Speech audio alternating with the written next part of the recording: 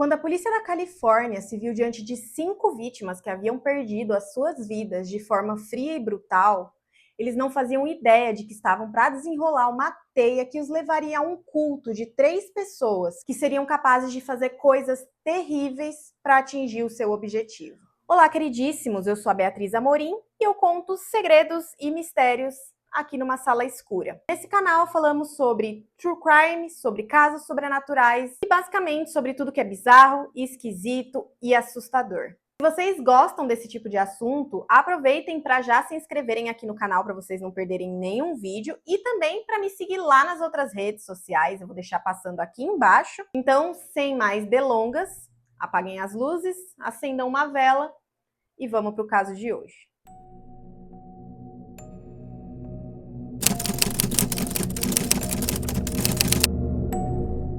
Eu vou contar para vocês o caso em ordem cronológica para ficar mais fácil para a gente entender. Então, para isso, a gente vai ter que voltar lá no dia 26 de julho de 1970, dia que nascia Glenn Taylor Helzer. Futuramente, o Taylor ganharia 2 irmãos mais novos, o Justin Alan Helzer e a Heather. A família Helzer era membro da Igreja dos Santos dos Últimos Dias, popularmente conhecida como Igreja Mórmon, e eram muito devotos. O avô do Taylor, de quem ele era muito próximo, era um pregador e afirmava que já tinha sido visitado por Jesus Cristo. O Taylor, desde muito cedo, estudava o livro dos Mormons e gostava de compartilhar com as pessoas o que ele tinha aprendido. E ele era muito carismático, muito eloquente, falava muito bem e cativava as pessoas quando ele falava. Mesmo enquanto ele ainda era muito jovem, toda a sua família, mas principalmente sua mãe, acreditavam que ele era muito especial. Isso se acentuou quando, por volta dos 14 anos, ele começou a dizer que ele estava recebendo revelações. E revelações e visões eram um assunto levado muito a sério na família. Então ele acabou se tornando o líder deles, o pilar religioso da família. E ele era tratado diferente dos seus irmãos, e os irmãos mais novos, o Justin e a Heather, eram ensinados a respeitar e a obedecer o Taylor. O Justin obedecia isso à risca. Ele idolatrava o Taylor, ele tratava o irmão mais velho como se fosse um herói e ele era o oposto do Taylor. Enquanto o Taylor era extrovertido e carismático, o Justin era mais recluso, mais quieto, mais introvertido. Já chegando na fase adulta, o Taylor então foi fazer a sua missão. Na Igreja Mórmon é comum que os homens jovens sejam designados para cumprir essas missões, onde eles vão para outros lugares ou até outros países para fazer trabalho missionário. E o Taylor acabou vindo para cá, para o Brasil.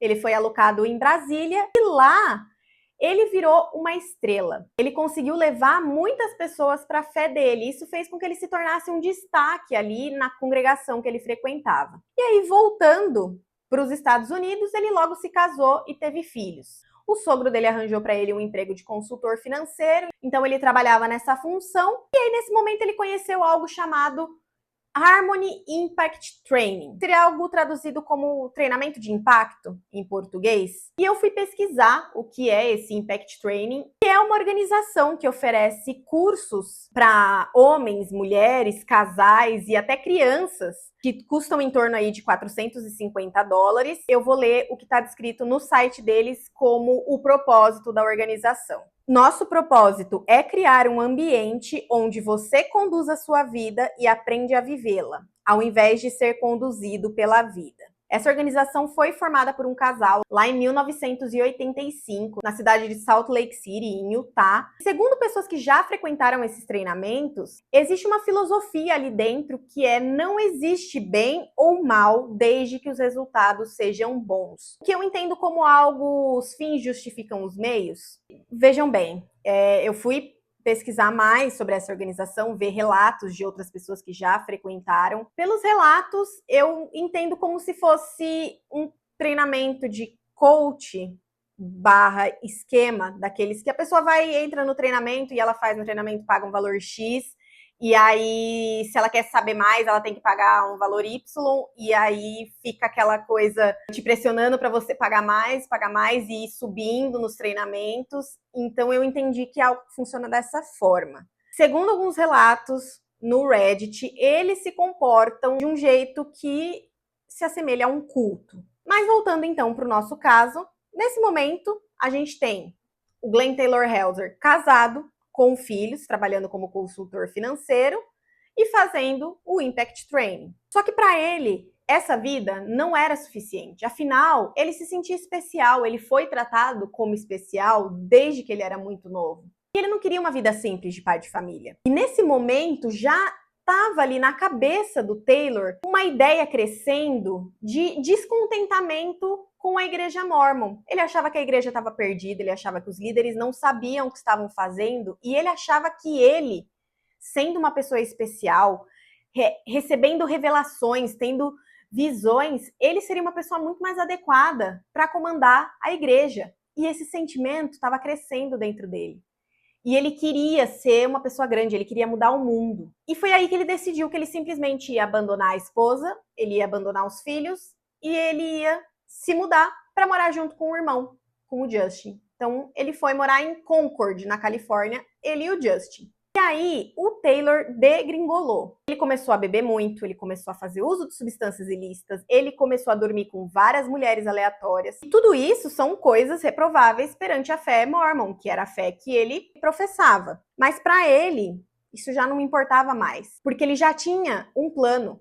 Ele já tinha decidido que ele queria conquistar, dominar e comandar a Igreja dos Santos dos Últimos Dias. E para isso acontecer, ele tinha duas linhas de ação, digamos assim. A primeira consistia em adotar crianças órfãos brasileiras, treiná-las para que elas se tornassem assassinas e pudessem assassinar os líderes da Igreja Mórmon. Ou então, ele montaria uma agência de acompanhantes de luxo e usaria essas mulheres, os serviços dessas mulheres, para chantagear homens ricos e casados e conseguir arrancar dinheiro deles. E foi durante esse período que ele conheceu uma jovem chamada Carrie Furman. A Carrie tinha só 21 anos, ela tinha acabado de sair de um relacionamento abusivo e ela trabalhava num restaurante. E nesse restaurante, ela conheceu o Taylor.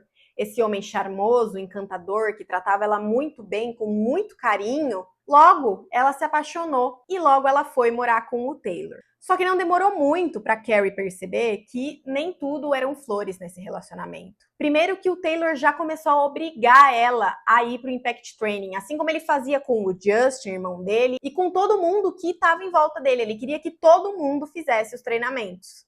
Ele também não queria mais trabalhar, porque ele achava que o trabalho dele estava atrapalhando os planos maiores que ele tinha. Então, ele pediu para Carrie ajudar ele a forjar um laudo de transtornos psiquiátricos para que ele pudesse receber uma licença médica para se ausentar do trabalho e receber um auxílio do governo. Ele efetivamente conseguiu esse laudo, essa licença médica e o auxílio do governo. Nesse período também, além de consumir substâncias ilícitas, ele e a Carrie faziam venda de êxtase em festas e baladas que eles frequentavam. Ele fez a Carrie arranjar um segundo emprego como stripper e pressionou para que ela fizesse implantes de silicone, para que ela tirasse umas fotos e ele pudesse mandar para a revista Playboy e conseguir fama para ela e, consequentemente, dinheiro para ele. Ele também queria que a Carrie aliciasse as mulheres que trabalhavam com ela para que elas fossem para essa rede de acompanhantes de luxo dele, fossem trabalhar para ele. E em um determinado momento do relacionamento, a Carrie já não estava mais feliz e ela se sentia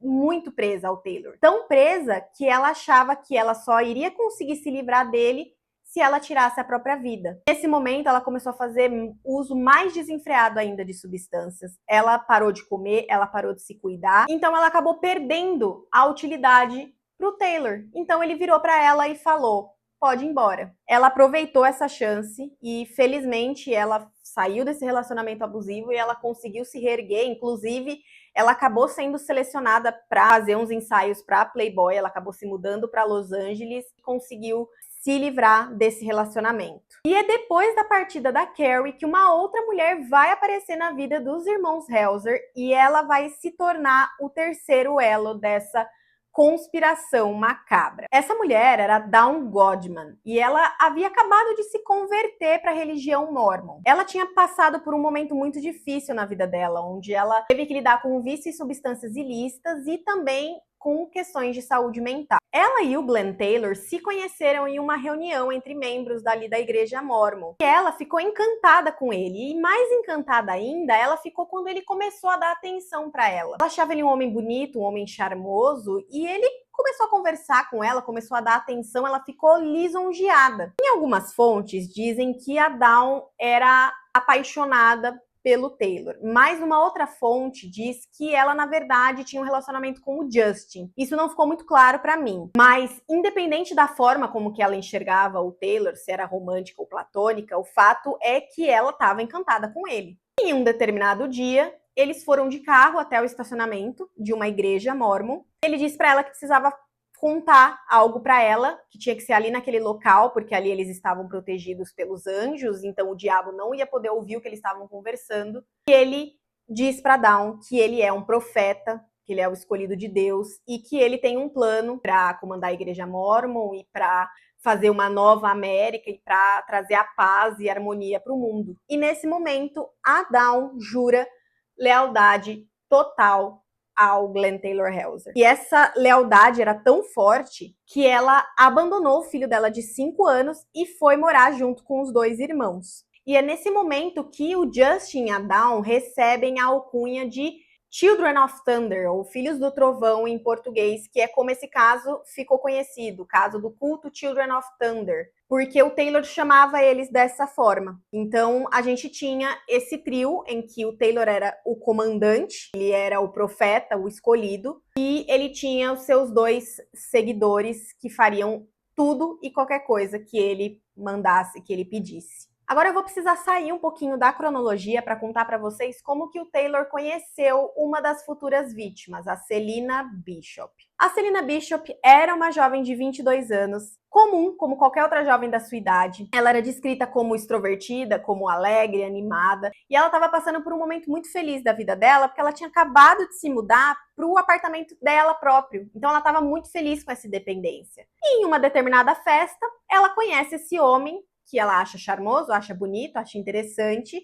E esse homem era o Glenn Taylor Helzer. Só que ele se apresenta para ela como Jordan, ele não usa o nome verdadeiro dele. E eles começam a se conhecer, a se relacionar, e ele sempre muito misterioso, ele fala muito pouco de si mesmo para ela. E ela, jovem, ingênua, apaixonada, não desconfia de nada, não vê que tem alguma coisa errada. Em um certo momento, ele vira para ela e diz que ele precisa que ela abra uma conta bancária para que ele deposite um dinheiro. Ele justifica dizendo que esse dinheiro é uma herança que ele iria receber e que ele não queria que a ex-esposa dele soubesse desse dinheiro. Então, para isso, ele precisava colocar numa conta que não fosse dele. Então, ele pediu para Selina abrir essa conta no banco e ela foi lá e abriu. E agora a gente vai pular para o dia 30 de julho de 2000. Esse foi o dia escolhido pelo Glenn Taylor para que o plano que ele estava maquinando há tanto tempo fosse colocado em prática. Então, naquele dia 30, ele, o Justin e a Dawn se levantaram, deram as mãos,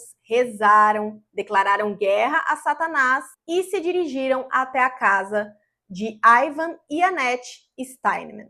O Ivan e a Annette Steinman eram um casal de idosos aposentados. O Ivan tinha 85 anos e a Annette tinha 88. E eles conheciam o Taylor Helzer, porque eles tinham sido clientes do Taylor há algum tempo atrás, quando o Taylor ainda era consultor financeiro. E no dia 30 de julho, o Taylor bateu na porta da casa deles, disse que tinha alguns novos investimentos, que seria bacana para eles conhecerem, e o casal convidou ele para entrar. Estava indo tudo normal, tudo como sempre havia sido, até o momento em que o Taylor tira uma arma da bolsa e aponta para o casal, rendendo os 2. Ele faz, então, o Ivan e a Annette entrarem no carro e leva o casal até a casa que ele morava junto com a Dawn e com o Justin. Lá eles dão alguns medicamentos sedativos para os 2. Enquanto eles estão ali sob o efeito dos remédios, eles forçam o casal a assinar 2 cheques direcionados a Selina Bishop, no valor de $100 mil.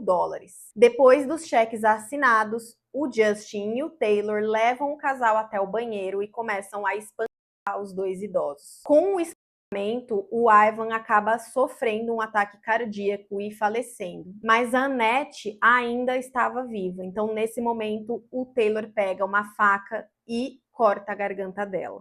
Depois dos assassinatos, o Taylor, o Justin e a Dawn dão as mãos, rezam e agradecem aos Steinman pelo sacrifício, entre aspas, deles. Na manhã seguinte, então, a Dawn vai até o banco para tentar sacar esses 2 cheques, enquanto os irmãos Helzer ficam em casa desmembrando os corpos dos 2 idosos. Chegando lá no banco, ela conta para a funcionária que ela precisava sacar o dinheiro ali daqueles cheques, porque a Selina Bishop, que era neta dos Steinman, precisaria passar por uma cirurgia cardíaca de emergência e os avós estavam emprestando o dinheiro para a neta. Só que a funcionária do banco não estava comprando muito essa história e ela não quis liberar o dinheiro sem a confirmação do Ivan ou da Annette. Então a Dawn saiu do banco sem conseguir sacar o valor dos cheques. Quando ela contou para o Taylor que o plano deles tinha falhado e que ela não tinha conseguido o dinheiro, ele decidiu que eles precisariam se livrar de todos os rastros. E isso incluía eliminar a Selina Bishop. Então, naquele mesmo dia, o Taylor entra em contato com a Selina, chama ela para acampar por uns dias com ele e ela aceita, toda animada. E ela pede para a mãe dela ficar no apartamento dela. E ela vai, então, à noite para a casa do Taylor. Chegando lá na casa do Taylor, eles estão ali, tá tudo bem, tá tudo certo. E em determinado momento, ele pede para ela deitar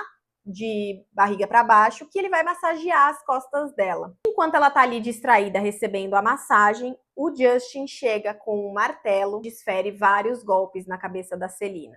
Novamente, assim como aconteceu com a Annette, ela não faleceu com os golpes, então o Taylor pega uma faca e corta a garganta dela.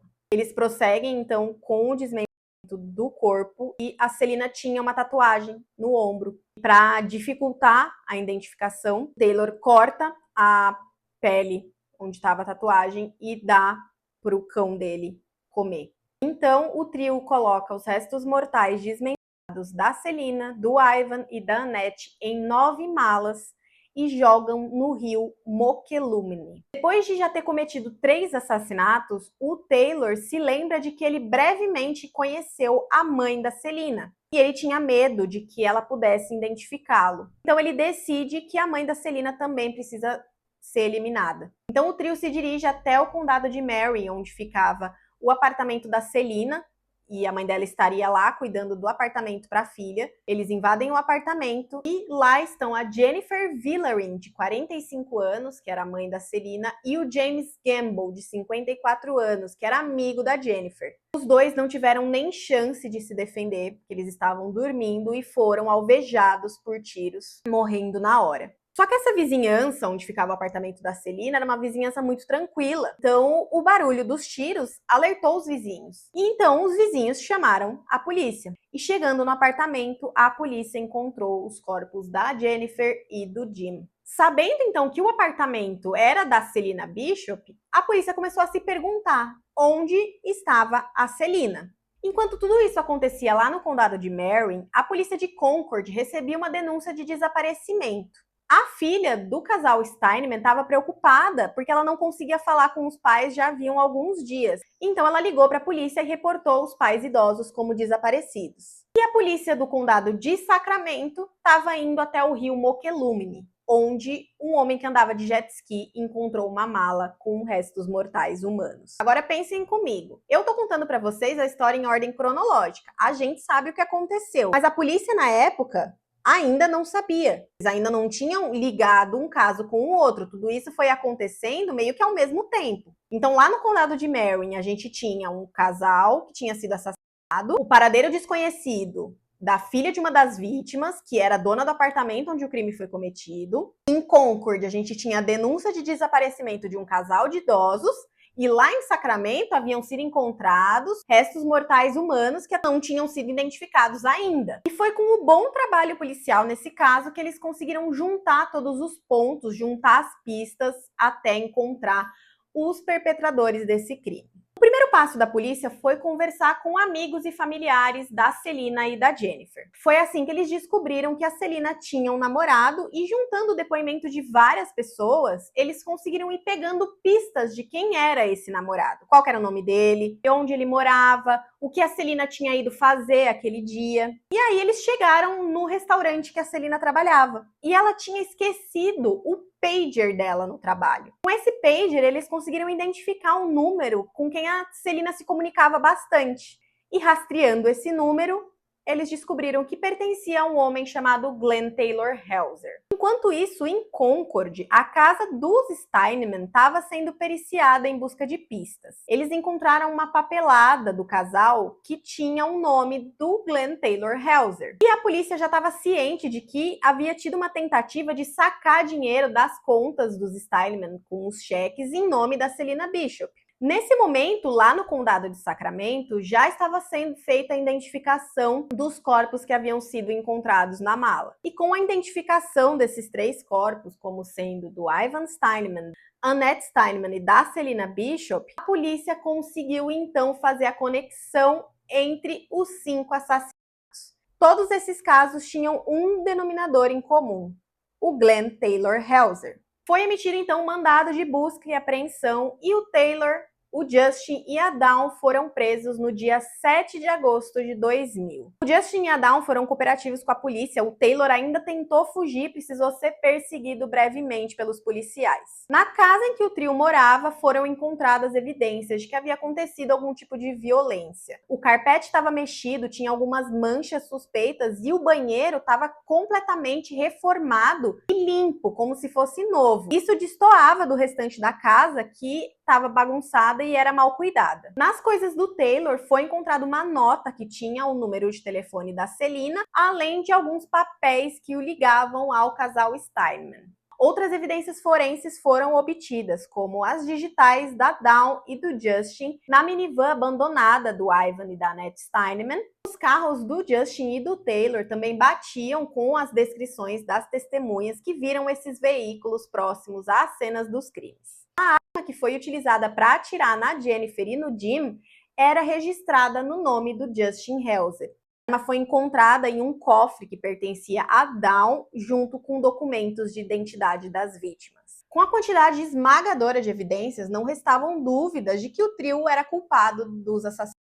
De qualquer forma, a promotoria queria garantir uma condenação, então eles propuseram a Dawn um acordo onde ela confessaria a culpa dela e testemunharia contra os irmãos Helzer. Mas de início, a Dawn não quis aceitar, porque ela ainda era muito leal ao Taylor. Ela realmente acreditava que ele era um profeta. Então ela passou por um processo de desprogramação desse pensamento de culto e passou por bastante tratamento psicológico. Depois desses processos, ela aceitou então o acordo da promotoria, se declarou culpada e testemunharia contra os outros 2. Por conta desse acordo, ela pegou uma pena de 37 anos e 7 meses. O Justin Helzer se declarou inocente por motivos de insanidade, mas o júri o declarou culpado e ele foi condenado a 3 penas capitais e 2 penas perpétuas. Ele ficou detido na prisão de San Quentin, na Califórnia, até o dia 14 de abril de 2013, dia em que ele tirou a própria vida. O Taylor Helzer se declarou culpado de todas as acusações e foi sentenciado pelo júri a 5 penas capitais. Ele chegou a apelar dessa sentença em 2024, mas a apelação foi recusada.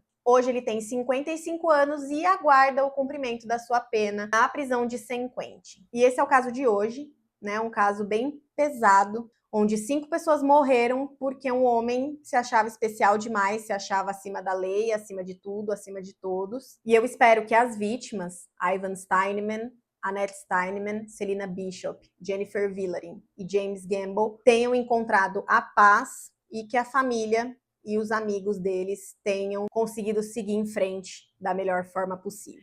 Então esse é o vídeo de hoje. Se vocês acharam esse conteúdo interessante, aproveitem para deixar o like no vídeo, se inscrever no canal para vocês não perderem nenhum vídeo, para vocês sempre ficarem ligados quando sair vídeo novo. Me segue também lá nas outras redes, que eu também posto bastante coisa. E é isso. Um beijo e até o próximo vídeo.